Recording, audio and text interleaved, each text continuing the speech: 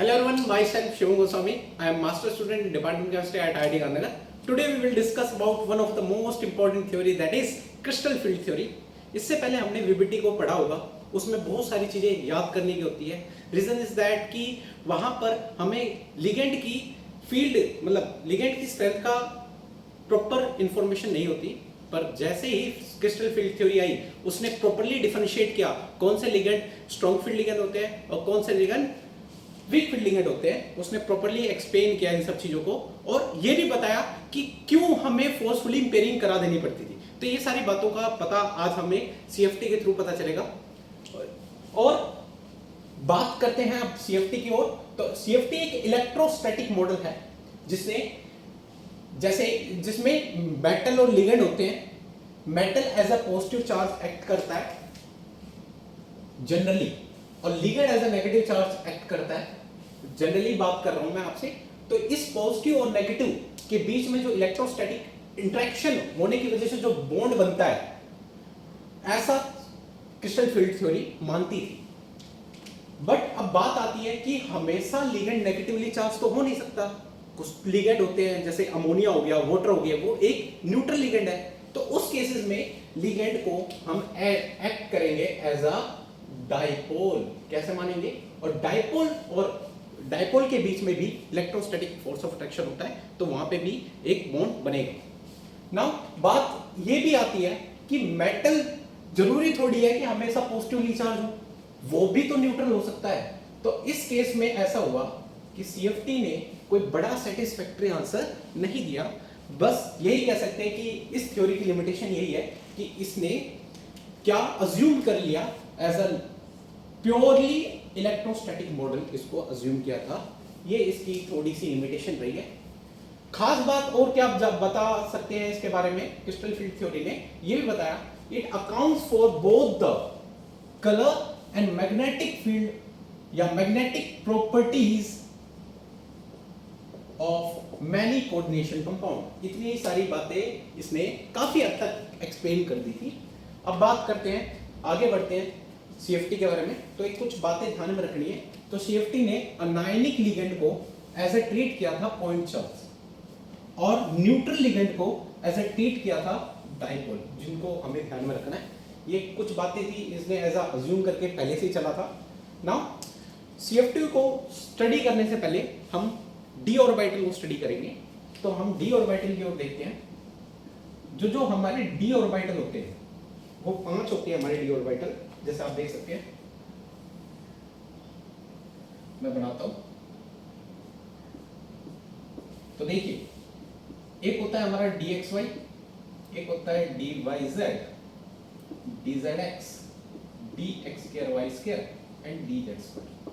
इसमें जो खास बात है जो चीज हमें पता होनी चाहिए, ये जो 3 ऑर्बिटल होते हैं डी, इनको बोलते हैं non axial D orbital.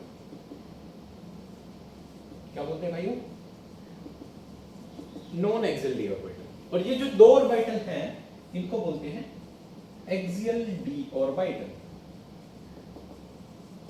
Means non axial D orbital means इनकी जो लोब्स होंगी वो एक्सिस के अलोंग नहीं होंगी, और एक्सियल डी ऑर्बिटल मींस इनकी जो लोब्स होंगी वो एक्सिस के अलोंग होंगी. जैसे मैं दिखा सकता हूं आपको, आप देख सकते हो ये एक्सिस है, कोई भी एक्सिस हो सकती है, x y y z z x every कोई भी. तो ये जो लोब्स हैं जो एक्सिस के अलोंग भी है, वो जो है हमारी ये 3 डी ऑर्बिटल हो गए. कौन कौन से? dxy, dyz and dzx. ठीक है.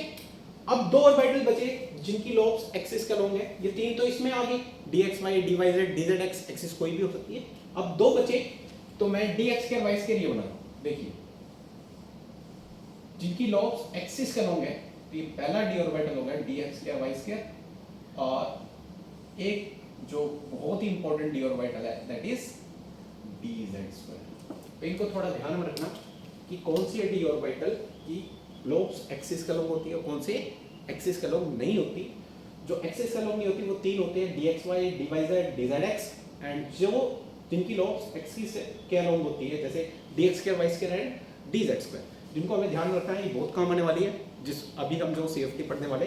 तो अब हम जो स्टार्ट करने वाले हैं, अब एक चीज और बात जो हमें पता होनी चाहिए कि सीएफटी ने एक बात और बताई थी, जो कि डी ऑर्बिटल की जो एनर्जी होती है, पांचों और जो ऑर्बिटल होते हैं वो सेम एनर्जी लेवल पे नहीं होते, वो डीजनरेट नहीं होते, ऐसा सीएफटी ने बोला। उसने बोला कि ये जो डी ऑर्बिटल है वो फील्ड के अकॉर्डिंग, फील्ड अरेंजमेंट के अकॉर्डिंग, अरेंजमेंट ऑफ लिगेंड के अकॉर्डिंग स्प्लिट कर जाते हैं, जो अब हम इसे देखने वाले हैं। ठीक है, अगर फील्ड ऑक्टाहेड्रल हुई तो ऑक्टाहेड्रल के अलोंग स्प्लिटिंग अलग होगी, अगर फील्ड टेट्राहेड्रल हुई उसके अलोंग स्प्लिटिंग अलग होगी, स्क्वायर प्लेनर हुई उसके अकॉर्डिंग स्प्लिटिंग अलग होगी। तो ऐसे ऐसे डिफरेंट फील्ड के अकॉर्डिंग हमारे डी ऑर्बिटल स्प्लिट कर जाते हैं, वो सेम एनर्जी के नहीं होते। ये बहुत इंपॉर्टेंट बात बताई थी, प्रिडिक्ट की थी कि सीएफटी ने कि डी ऑर्बिटल डीजनरेट नहीं होते। तो अब हम देखने वाले हैं कि डी ऑर्बिटल स्प्लिट कैसे करते हैं ऑक्टाहेड्रल फील्ड के अंदर। तो चलिए आइए देखते हैं। तो आइए, तो हम देखने वाले हैं कि डी ऑर्बिटल की स्प्लिटिंग इन ऑक्टाहेड्रल फील्ड। तो हम पढ़ने वाले हैं सीएफटी इन ऑक्टाहेड्रल फील्ड। तो देखिए भाइयों, ऑक्टाहेड्रल फील्ड में क्या होता है कि जो खास बात हमें जो ध्यान में रखनी है, अभी इनिशियली बता के चल रहा हूं कि सारे के सारे लिगेंड ऑक्टाहेड्रल कॉम्प्लेक्स कौन से होते हैं, ML6 मेटल लिगेंड 6। तो अब ध्यान देना, तो यहां पे जो सारे 6 लिगेंड है वो अप्रोच कैसे करते हैं, एक्सियल। कैसे करते हैं भाइयों, ध्यान में रखना इसको, एक्सियली मतलब along the axis, along the axis. तो बात करते हैं ऑक्टाहेड्रल ज्योमेट्री के बारे में, हमें कुछ पता होना चाहिए। तो ऑक्टाहेड्रल ज्योमेट्री में 3 एक्सिस होती हैं। तो ये आपकी ऑक्टाहेड्रल ज्योमेट्री है जिसमें मेटल बीच में होता है, लिगेंड अप्रोच कर रहे होते हैं किसके अलोंग, अभी हमें पता है एक्सिस के अलोंग।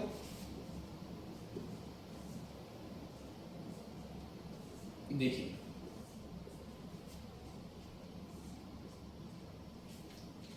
चीज समझना। तो आप डी ऑर्बिटल को देखोगे, मैं अभी दिखा देता हूं आपको।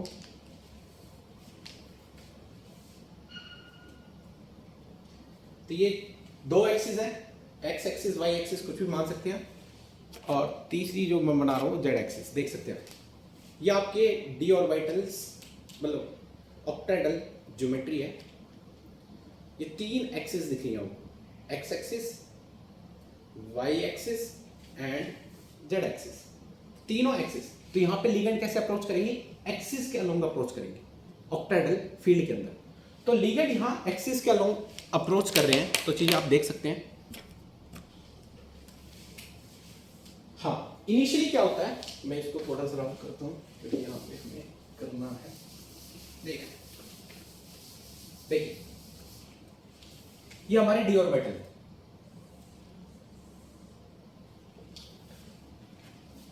स्पेस थोड़ा कम है।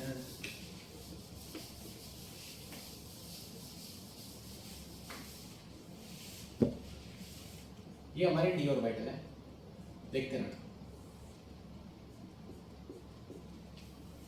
आप देख सकते हैं। ये सारे डी ऑर्बिटल हमारे कौन से हैं, dxy, dyz, dx2, y2 and dz2। ये कंडीशन जब है कि जब आइसोलेटेड है मेटल, मतलब इस पे कोई भी फोर्स ऑफ अट्रैक्शन, रिपल्जन कोई भी महसूस नहीं कर रहा। पर जैसे ही हमें पता चल गया कि ऑक्टाहेड्रल के अंदर अप्रोच कैसी होती है, axially along the axis ligand approach कर रहे हैं, तो लिगेंड काफी दूर है, इनिशियली लिगेंड काफी दूर है। तो नॉन एक्सियल वाले और एक्सियल वाले दोनों को महसूस हो रहा है, इनको नहीं पता कि लिगेंड कहां से आ रहे हैं, बट दोनों को महसूस हो रहे हैं लिगेंड मेरे पास आ रहे हैं, एक्सिस के अलोंग आ रहे हैं। एक्सियल वाले सोच रहे हैं कि एक्सिस के अलोंग आ रहे हैं, नॉन एक्सियल वाले सोच रहे हैं नॉन एक्सिस। जब कोई व्यक्ति दूर होता है और किसी को देख रहा होता है और हम ग्रुप में खड़े होते हैं, तो सभी को इक्वल फोर्स ऑफ अट्रैक्शन महसूस होती है कि सभी को लगता है वो मेरे को देख रहे हैं। पर जैसे वो क्लोज आता है तो महसूस होता है कि वो एक पर्टिकुलर एक व्यक्ति पे ही टारगेट कर रहा था, जैसा यहां पर होने वाला है कि जब तक लिगेंड दूर है तो सभी को महसूस होता है कि वो हमारे पास आ रहा है, जिसकी वजह से सभी की एनर्जी क्या हो जाती है, हाई हो जाती है, मतलब ये एक्साइट कर जाते हैं। और इस स्टेट को बोलते हैं, यहां पर जो फील्ड महसूस हो रही है वो स्पेरिकली सिमेट्रिकल फील्ड महसूस होती है। इनको क्या होती है, जिसमें सभी को इक्वल एनर्जी महसूस होती है। ठीक है, बाद में जब लिगेंड पास आ जाते हैं, थोड़ा पास आ जाते हैं, फिर पता चलता है इनको, इन डी ऑर्बिटल्स को पता चलता है कि लिगेंड तो अप्रोच कैसे कर रहे हैं, एक्सिस के अलोंग करते हैं। तो नॉन एक्सिस वाले बोलते हैं कि हमारी तो एनर्जी बेफालतू में बढ़ गई। तो एक्सिस वालों की एनर्जी और बढ़ जाती है, जो कि 2 होते हैं, और नॉन एक्सियल वालों की एनर्जी घट जाती है। तो आप देखना ये स्प्लिट कर जाते हैं, फिर क्या होता है, स्प्लिटिंग हो जाती है। तो ये होते हैं आपके एक्सिस वाले और ये होते हैं आपके नॉन एक्सिस वाले। देखते रहो, ठीक है। और ये स्प्लिटिंग हो जाती है, आप समझ आ गए ना किस तरीके से होती है। ये जो होता है, ये एनर्जी लेवल होता है, इसे बोलते हैं बैरी सेंटर। क्या बोलते हैं भाइयों, बैरी सेंटर। अब चीज समझना, देखिए अब यहां पर होता क्या है, ये 2 सेम एनर्जी का सेट है, ऐसे सेट को हम बोलते हैं डबली डीजनरेट सेट। क्या बोलते हैं इसको, डबली डीजनरेट सेट। तो इसको रिप्रेजेंट करते हैं ई से, ई रिप्रेजेंट डबली डीजनरेट सेट। यहां पे 3 सेम एनर्जी के सेट है, तो इसको बोलते हैं ट्रिपली डीजनरेट सेट, इसको रिप्रेजेंट करते हैं टी से। साथ में जो चीजें समझना, ऑक्टाहेड्रल कॉम्प्लेक्स होता है, साथ में जो ऑक्टाहेड्रल कॉम्प्लेक्स होता है, आप देख सकते हैं, मैं दिखाता हूं, इसमें COS प्रेजेंट होती है। क्या होती है, COS प्रेजेंट होती है। सेंटर ऑफ सिमेट्री प्रेजेंट होने के कारण होता क्या है, चेक, इट्स ओके, हाँ, इसमें सेंटर ऑफ सिमेट्री प्रेजेंट होती है। आप देख सकते हो, इस सेंटर से मैं इधर जाऊंगा और इधर जाऊंगा, सेम लिगेंड दिखेंगे।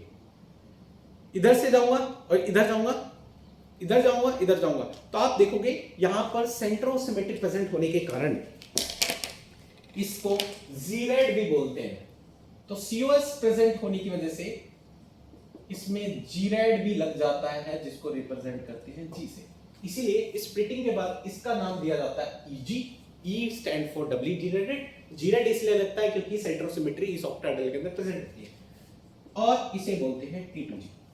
अब यहां पर बैरी सेंटर की एनर्जी को हम एज अ 0 मान के चल रहे हैं, तो यहां पर इन दोनों सेट की एनर्जी भी as a conserved, law of conservation of energy के अकॉर्डिंग कंजर्व होनी चाहिए। तो यहां पर 2 ऑर्बिटल ऊपर गए, 3 नहीं जा पाए, तो +3/5 डेल्टा। और एक चीज और खास बात बताता हूं, इस पूरी स्प्लिटिंग में जो एनर्जी होती है वो डेल्टा होती है। ऑक्टाहेड्रल स्प्लिटिंग एनर्जी बोलते हैं इसको, क्या बोलते हैं, ऑक्टाहेड्रल स्प्लिटिंग एनर्जी। चीज देखना, ठीक है। और 3 ऑर्बिटल नीचे के, 2 नहीं जा पाए, तो ये नेगेटिव में गया बैरी सेंटर के, इसलिए -2/5 डेल्टा हो जाएंगे। तो overall law of conservation apply करेंगे तो 2 ऑर्बिटल की एनर्जी कितनी है, 3/5 डेल्टा, प्लस 3 ऑर्बिटल की एनर्जी कितनी है, -2/5 डेल्टा इंटू में 3। तो इनसे ओवरऑल मल्टीप्लाई करेंगे तो ओवरऑल एनर्जी क्या होगी आपकी, कंजर्व। तो यहां पे law of conservation of energy भी महसूस हो रही है। अब बात तो हमने देख ली, ऑक्टाहेड्रल के अंदर स्प्लिटिंग जो होती है, EG ऊपर जाता है, T2G नीचे जाता है। EG जो होते हैं हमारे एक्सियल डी ऑर्बिटल होते हैं। अब बात क्या है, खास बात जो हमें ध्यान में रखनी है, अब बात यह आती है कि जो एनर्जी ऐसे बढ़ रही है, जो आइसोलेटेड मेटल था उसकी एनर्जी आप देख सकते हैं, और जो स्प्लिटिंग होने के बाद एनर्जी, तो बॉन्ड बनेगा क्यों, आइसोलेटेड मेटल आयन की एनर्जी सबसे कम था, जब बॉन्ड बनने लगा तो एनर्जी इसके कंपैरिजन से हाई है। पर हमें तो पता है बॉन्ड तभी बनता है जब एनर्जी कम होती है, व्यक्ति ज्यादा स्टेबल होता है तभी बॉन्ड बनाता है। पर होता क्या है, यहां पर आपको लग ही रहा है कि एनर्जी ज्यादा है, जब ये स्प्लिट होता है तो यहां से बॉन्ड बनना स्टार्ट होता है, बॉन्ड बनना स्टार्ट होता है, फिर ये अपनी एनर्जी डाउन करता हुआ जाता है, वो हमारे बुकों में नहीं दिखाया गया। फिर ये धीरे धीरे अपनी एनर्जी डाउन करता है और डाउन करता है एट लास्ट, फिर जाके हमारा बॉन्ड बनता है। तो ये कुछ आइसोलेटेड मेटल आयन से नीचे ही जाता है। तो आप टेंशन मत ले कि आपको कई बच्चे कंफ्यूज रहते हैं कि क्यों एनर्जी ज्यादा है और फिर भी बॉन्ड बन रहा है, वो दिखाया नहीं गया है। यहां से बॉन्ड बनना स्टार्ट होता है, फिर डाउन जाती है एनर्जी और एट लास्ट हमारा बॉन्ड बन जाता है। ठीक है, इस बात का हमें ध्यान में रखना है। तो ये है ऑक्टाहेड्रल स्प्लिटिंग जो हमने देख ली है डी ऑर्बिटल की। अब हम देखने वाले हैं टेट्राहेड्रल की बात। तो आइए देखिए, तो टेट्राहेड्रल को भी देख लेते हैं। टेट्राहेड्रल, अब हम क्या कर रहे हैं, सीएफटी टेट्राहेड्रल फील्ड देख रहे हैं। टेट्राहेड्रल फील्ड, तो चीजें देखना भाई, यहां पे बहुत इंपॉर्टेंट है। यहां पे जो लिगेंड अप्रोच करते हैं वो नॉन एक्सियली करते हैं, मतलब एक्सिस के अलोंग नहीं, ठीक है, एक्सिस के अलोंग नहीं होगा। मतलब लिगेंड कहां अप्रोच करेंगे, बीच में से, और बीच में किसकी लॉब्स पाई जाती है, नॉन एक्सियल वाले डी ऑर्बिटल्स की। तो यहां पर जो स्प्लिटिंग होगी, चीजें देखना, यहां पर जो स्प्लिटिंग होगी मैं यही करके दिखा रहा हूं। जब लिगेंड दूर होंगे तो उनको सेम एनर्जी महसूस होगी, सभी एक्साइट हो जाएंगे, सभी को स्पेरिकल सिमेट्रिकल फील्ड महसूस होगी नहीं होगी। बाद में जब पास आएंगे तो उनको पता चलेगा लिगेंड्स जो अप्रोच कर रहे हैं वो टेट्राहेड्रल के अकॉर्डिंग अप्रोच कर रहे हैं। समझ रहे हो ना मेरी बात, टेट्राहेड्रल क्यों, क्योंकि वो नॉन एक्सियल अप्रोच कर रहे हैं। तो पता चलेगा कि नॉन एक्सियल वाले डी ऑर्बिटल कौन कौन से होते हैं, हमारे ये 3 ऑर्बिटल सोचेंगे वो हमारे पास आ रहे हैं, तो उनकी एनर्जी हाई हो जाएगी और इन दोनों की एनर्जी कम हो जाएगी। ठीक है, तो ये 3 ट्रिपली डीजेनरेट साइट है, इसे बोलेंगे D2, और ये 2 डबली डीजेनरेट साइट की एनर्जी सेम है, तो इसे बोलेंगे E। अब बात आती है, कई बोलते हैं यहाँ पे T2G क्यों नहीं लगाया, EG क्यों नहीं लगाया। तो आप देख सकते हैं टेट्राहेड्रल में G इसलिए लगाते हैं क्योंकि उसमें क्या होता है, COS प्रेजेंट होती है। तो आप देख सकते हैं टेट्राहेड्रल के अंदर क्या होता है, COS प्रेजेंट नहीं होती। ये बॉन्ड इधर है, इधर कोई बॉन्ड नहीं है इस सेंटर के अकॉर्डिंग, इधर बॉन्ड इधर है तो इस सेंटर के अकॉर्डिंग इधर कोई बॉन्ड नहीं है, ये बॉन्ड इधर है तो इस सेंटर के अकॉर्डिंग इधर बॉन्ड नहीं है। तो आप देख सकते हैं टेट्राहेड्रल कोई सिमेट्रिकल ज्योमेट्री नहीं है, जिसकी वजह से यहां पर जीराइड नहीं लगाते हैं। ठीक है, हाँ सेम यहां बेरी सेंटर होगा, इसकी एनर्जी 0 होगी। अब ये जो एनर्जी गैप होगा वो डेल्टा टी होगा। क्या होगा, delta T. Delta T means tetrahedral splitting energy होगी, टेट्राहेड्रल स्प्लिटिंग एनर्जी। सेम खेला खेलेंगे, 3 ऑर्बिटल ऊपर के 2 नहीं जा पाए तो +2/5 डेल्टा टी। ध्यान रखना, 2 नीचे गए 3 नहीं जा पाए तो -3/5 डेल्टा टी। तो ओवरऑल एनर्जी अभी भी कंजर्व है। ठीक है, अब बात ये आती है जिनको हमें ध्यान में रखना है। हाँ, आप इसको इसके बाद यहाँ और इस डायग्राम को इधर शिफ्ट कर लेना, मैंने इन दोनों को एक साथ ही दिखा दिया। अब चीज देखना, जो हम खास बात हमें ध्यान रखनी है, डेल्टा टी की स्प्लिटिंग और डेल्टा ओ की स्प्लिटिंग किसकी ज्यादा होगी। तो ऑब्वियस बात है, जिसमें लिगेंड ज्यादा उसमें स्प्लिटिंग ज्यादा। ये Ml6 कॉम्प्लेक्स होगा ऑक्टाहेड्रल के अंदर, और ये Ml4 कॉम्प्लेक्स होगा, क्योंकि टेट्राहेड्रल में 4 लिगेंड अप्रोच करेंगे नॉन एक्सिस के लोग, तो 6 लिगेंड मिलके जो स्प्लिटिंग कराएंगे वो ज्यादा होगी एज कंपेयर टू 4 लिगेंड। तो इसीलिए delta O is greater than delta T. कितना ज्यादा, तो डेल्टा टी जो होता है वो 4/9 डेल्टा ओ के बराबर होता है, अप्रोक्स डबल ही होता है। तो इस चीज का ध्यान रखना।